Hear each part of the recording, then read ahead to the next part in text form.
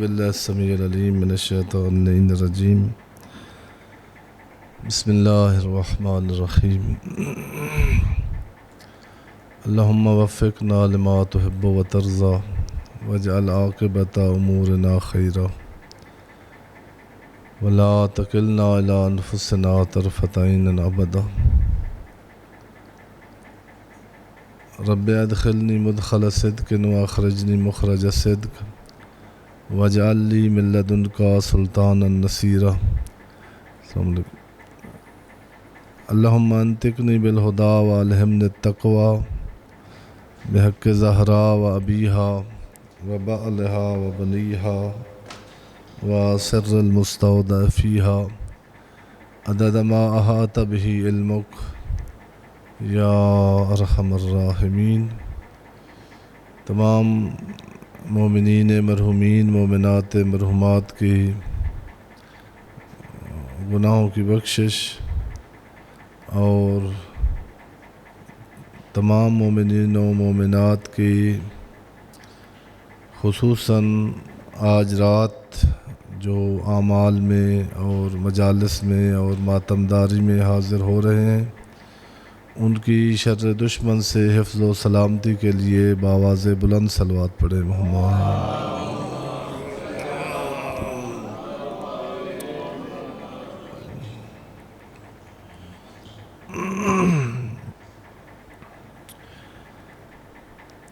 بس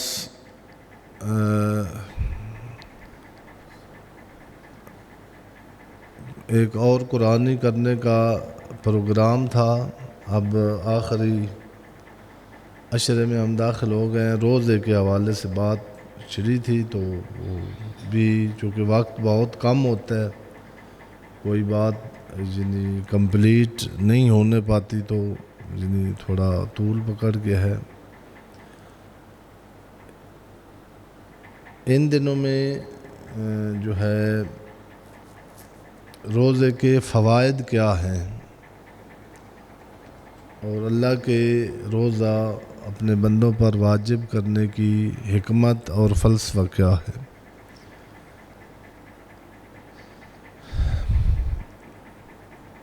یہ گفتگو بھی بہت لمبی ہے، اس کے لیے بہت وقت درکار ہے. حکمت عبادات جو ہے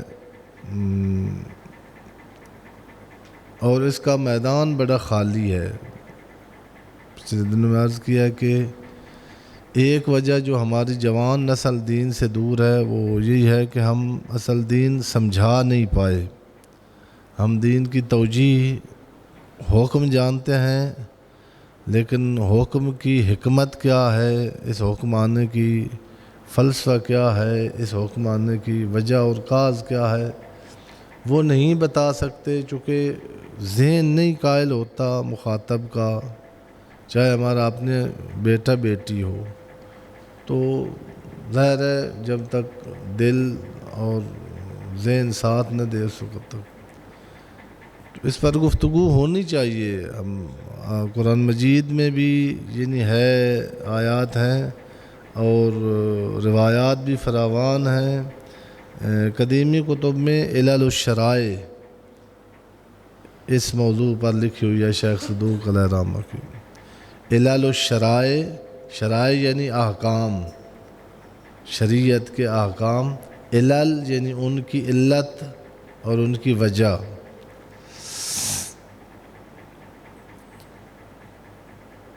روزہ کیا دیتا ہے ہمیں؟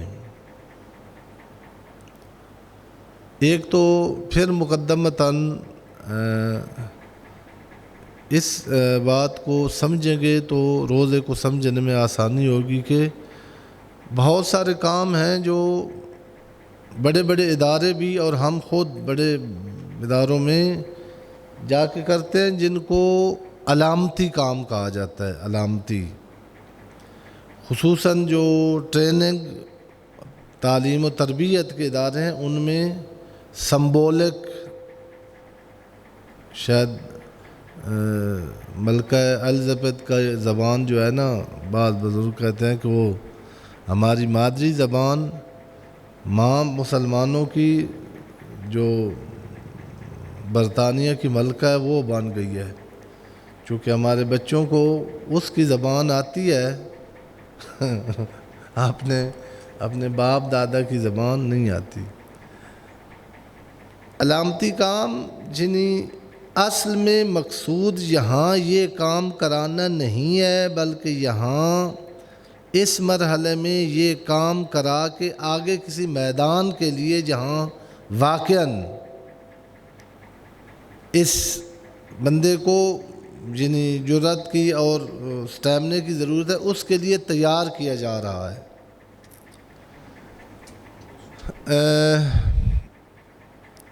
اب دوسرے ملکوں میں ایران کا مجھے پتہ ہے کہ وہاں 9th-10th جب بچہ کرتا ہے تو اس کو باقاعدہ نمبر ہیں، وہ بچہ فیل ہوتا ہے، اگر آگے جا نہیں سکتا اس کو پوری چنگی تربیت دیتے ہیں، لڑکی ہو یا لڑکا۔ وہ جو پھر ہوتے ہیں نا لاہوریوں کے بچے ہوتے ہیں، وہ پھر سفارش کرواتے ہیں کہ چونکہ اس میں پھر بڑی مشقت ہوتی ہے، اس میں دوڑاتے ہیں، ایکسرسائز کراتے ہیں، یہ وہ تو جہاں مثلاً یہ ریسکیو کرنے والے جو ادارے ہیں یہ پہلے ٹریننگ کراتے ہیں اپنے کیمپوں میں، حتیٰ جو فوج ہماری، یہ آئے دن آپ سنتے ہیں نا کہ ان کی جو ہو رہی ہیں مشقیں ہو رہی ہیں، مطلب یہ ہے کہ وہاں انڈیا نے حملہ نہیں کیا ہوتا، یہی آدھی فوج انڈیا کی فوج بن جاتی ہے، آدھی پاکستان کی، آدھی حملہ آور ہو جاتی ہے، آدھی مدافع ہو جاتی ہے۔ اس کو کہتے ہیں علامتی لڑائی، سمبولک وار فائٹ۔ یہ کیوں کرائی جاتی ہے پتہ نہیں، ہمارے تو ادارے وہ ایک ذاکر تھے، وہ بھی مرحوم ہو گئے، پنجابی کا بکھر کا کوئی شاعر تھا، اس نے نا پتہ نہیں جب پہلی دفعہ علامہ نواز شریف صاحب بنے تھے نا وزیر اعظم، انہوں نے ربائی لکھی تھی جس کا آخری مصرع تھے یہ تھا، دعائیں چ منگو رب خیراں کرے سی، جے شیشے جی چیزے لوہاراں دے ہاتھ وچ، شیشے دی چیز ہے لوہاراں دے ہاتھ۔ ہلال احمر ہمارا ایک ادارہ ہے جو ایسے کاموں کے لیے جب سیلاب آ جائے، جب زلزلہ آ جائے تو دوسرے ملکوں کی یہ جو تنظیمیں ہیں پتہ ہی نہیں ہوتا، جب ادھر ہنگامی حالات ہوتے ہیں نا کہ ہلال احمر اب ایسا پہلے کہیں نہ کہیں اس کا بورڈ نظر آ جاتا تھا، اب پتہ نہیں وہ ادارے کدھر گئے ہیں۔ میں یہ عرض کر رہا تھا کہ ان اداروں میں، پولیس میں بھی، فوج میں بھی، حتیٰ آپ کو عرض کیا کہ ایران میں 9th-10th کے بچوں کو باقاعدہ فوجی کی ٹریننگ دی جاتی ہے، اس کے نمبر ہوتے ہیں اور ہونے چاہیے ہر بچی اور بچہ اگر خدا نہ کرے ہمارے ملک پر حملہ ہو جائے تیار ہونا چاہیے، ہمیں دفاع کا آنا چاہیے۔ وہ جو کروا رہے ہوتے ہیں نا اس وقت حملہ ہوتا ہے اور پھر دفاع ہوتا ہے اور فائرنگ ہوتی ہے اور بچانا ہوتا ہے، یہ اصل میں نہیں ہو رہا ہوتا، اصل میں میدان آگے ہے جس کے لیے تیار کیا جا رہا ہوتا ہے۔ میں عرض کر رہا تھا کہ حکمت روزہ یہ ایک 30 دنوں کا سمبولک یا علامتی یہ ایکسرسائز ہے، یہ مشق ہے۔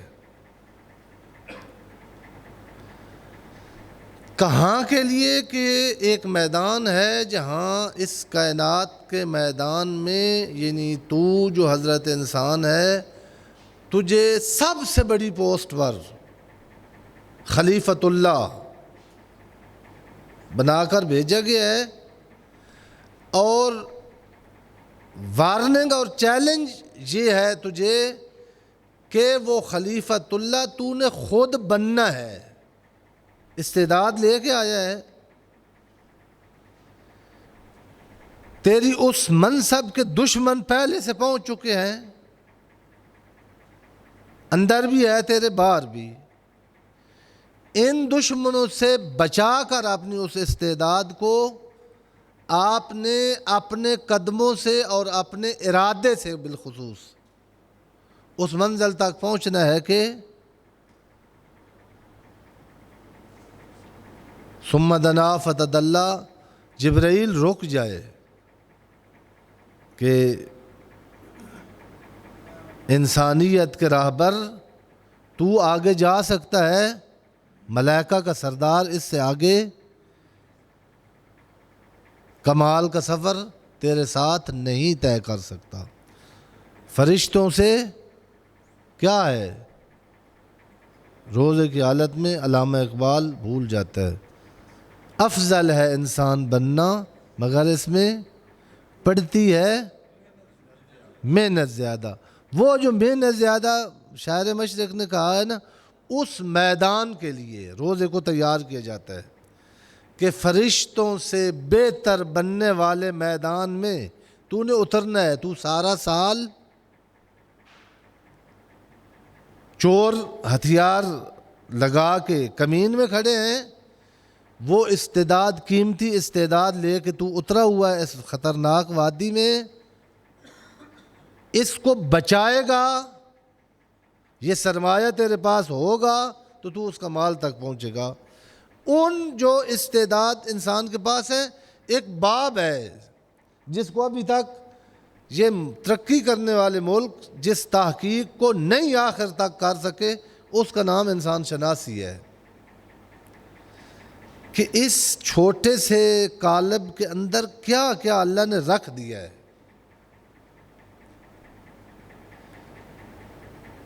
اور ہمیشہ ہم جو یعنی برباد ہوئے ہیں، ہم جو ذلت اور رسوائی کا باعث بنے، جب پتہ ہی نہ ہو، یہ چھوٹے بچے بیٹھے ہیں، ان کے ہاتھ میں آپ کوئی لاکھوں کروڑوں خربوں کا ایک ہیرا دے دیں،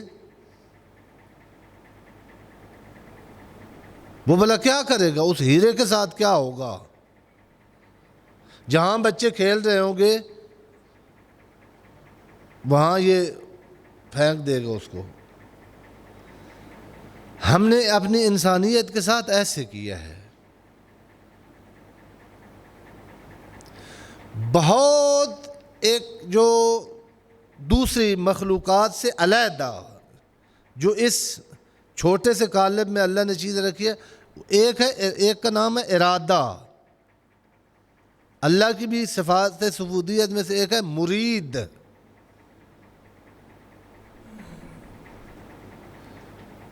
جو کسی کے آرڈر سے یا کسی کے بنائے ہوئے سسٹم کے تحت نہیں کام کرتا، بلکہ ہر قدم پر اپنے سوچ کے، اپنی تخلیقی سوچ کے ساتھ قدم اٹھانے والے کا نام انسان ہے۔ شاید پہلے بھی یہاں جملہ نقل کیا تھا، اس میں بحث ہے بڑی علمی اور تھکا دینے والی، جس میں بڑی شخصیات گمراہ ہوئی ہیں۔ بعض کہتے ہیں نہیں، انسان مجبور ہے، اس کی دلیلیں دی ہیں فخر الدین رازی جیسے،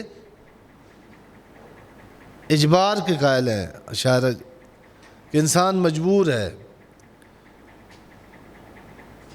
وہ ایران کا ایک خیام ہے اس کا نام، اس نے کہا کہ میں شراب پیتا ہوں اس لیے چونکہ اللہ نے لکھ دیا ہے، اللہ چونکہ تقدیر میں لکھا ہوا ہے، تو میں پھر شراب پی رہا ہوں اس لیے کہ اللہ کے لکھے ہوئے کی کہیں مخالفت۔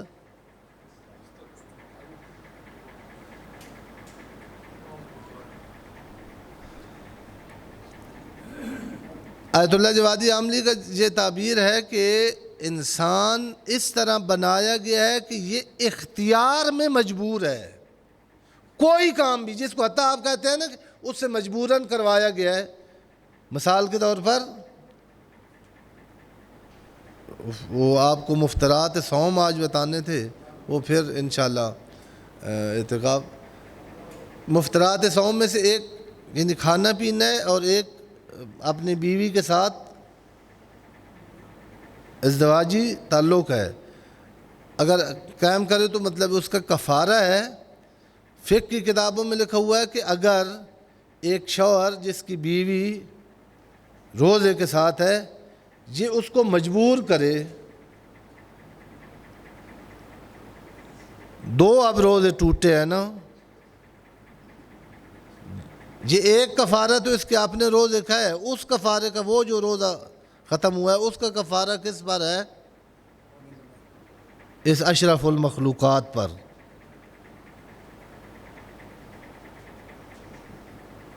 اس پر اب دو کفارے ہیں۔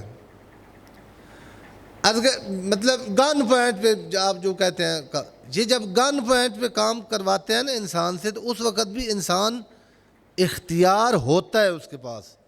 مثلا جب آ کے کنپٹی پہ رکھتے ہیں نا پسٹل لاہور میں کہ نکال فون اور پیسے، یہ آدمی اس وقت سوچتا ہے، اپنے ذہن کے ساتھ اختیار کرتا ہے کہ اب پیسے دے دینا، پیسے رکھ لینا سے میرے حق میں بہتر ہے، تب جیب میں ہاتھ ڈالتا ہے۔ اس وقت بھی مجبور ہو کے، اس کو ہم مجازن مجبور کہتے ہیں، انسان مجبور کبھی بھی اس کا اختیار اس کے پاس ہوتا ہے۔ گناہ جو چیزیں چھین لیتا ہے انسان سے، اس کی عظمت کے مسافر سے جو سرمایہ چھینتا ہے، ایک وہ اختیار ہے انسان کا، یہ کوئی بھی نہیں چھین سکتا۔ فرعون جو لوگوں کا خدا تھا، اپنی بیوی سے اپنی خدائی نہیں منوا سکا۔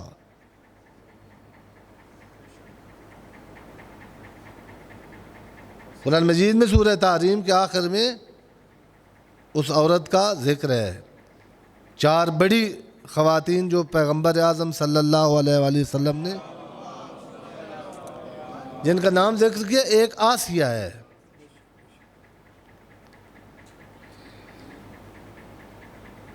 والفرعون ذو الاوتاد، جو ایسے سلا کے میخیں لگا دیتا تھا پاؤں اور ہاتھوں میں۔ یہ دیکھ کر، یہ سہ کر، خاتون ہو کر، جس نے کہا نا تو خدا نہیں ہے، خدا وہ ہے جس نے تجھے بنایا ہے۔ میں نے عرض کیا کہ اگر انسان صحیح راستے پر ہو تو اب اس خاتون کا نام قیامت تک بہت سارے مردوں سے اونچا کھڑا ہے۔ جناب خدیجہ اور جناب زہرا کے عرض میں اس کا نام آتا ہے، پیغمبر اعظم نے خود جہاں تعارف کروایا ہے۔ ادھر آپ ابھی شب ضربت ہے آج، یہ جو آج کوفہ میں انٹر ہوا بیٹھا ہے تلوار لے کر اور تیاری کر کے مسجد کوفہ میں جا رہا ہے کہ میں نے نماز کی حالت میں علی پر وار کرنا ہے، یہ بے اختیار ہے۔ اس کے بارے میں تاریخ میں ہے کہ یہ کئی بار اپنے ارادے سے پیچھے ہٹا ہے، اس کو پیسوں کی آفر کی گئی، جانتا تھا یہ جناب امیر کو، یہ جناب امیر کی رکاب میں رہا ہے معاویہ کے خلاف جنگ صفین میں، عبادت گزار آدمی ہے، شب زندہ دار آدمی ہے۔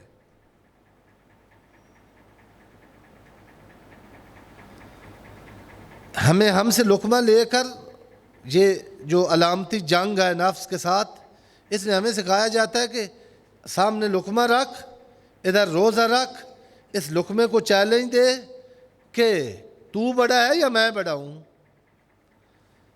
شہوت، ہمارے پنجابی اردو میں غریزہ جنسی کو کہتے ہیں، شہوت عربی زبان میں ہر حد سے بڑی ہوئی خواہش کا نام شہوت ہے۔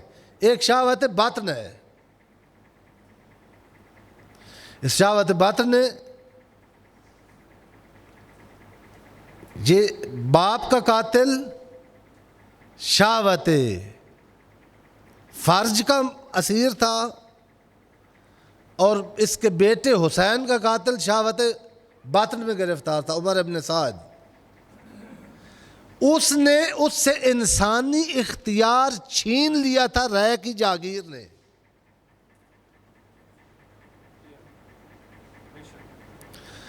یہ آپ ایک دفعہ نا صرف روز عاشور، یہ جو جوان بیٹھے ہیں نا، آگے محرم آنا ہے، ایک دفعہ ایک مقتل کی کتاب معتبر پڑھیں۔ یہ جو پیسے لے کے محرم پڑھنے آتے ہیں، ان کو مقتل نہیں آتی، نہ انہوں نے مقتل پڑھنی ہوتی ہے، انہوں نے فرمائش پڑھنی ہوتی ہے بانی کی۔ اب عاشور کے دن کی صرف تاریخ پڑھیں، یہ عمر ابن سعد کئی دفعہ ٹوٹ ٹوٹ کے رویا ہے عاشور کے چند گھنٹوں میں، چونکہ انسانیت اندر تو ہے نا، وہ مرتی نہیں، دبتی ہے، اوپر کوئی چیز اس کے غالب آ جاتی ہے۔ اندر سے انسانیت بولتی تھی، کیا کر رہا ہے، کدھر جا رہا ہے، کس کو مار رہا ہے، یہ کون ہے جن کے بچوں کے العطش کی آواز خیموں سے باہر آ رہی ہے۔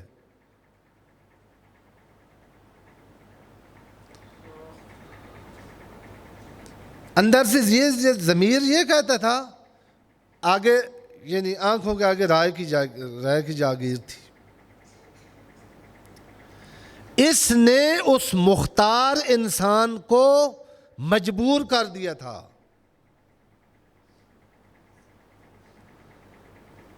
اس علی کے سپاہی کو شہوت فرج نے کتام دیکھی، جب اس نے جیسے وہ ریج کی جاگیر کو دیکھتا تھا، اور ضمیر یہ اس کتام کو دیکھتا تھا، وہ اس کے آنکھوں کے سامنے تھی، ساری رات تڑپا ہے۔ یہ 19ویں کی رات معمولی کام نہیں تھا، وجہ اللہ کا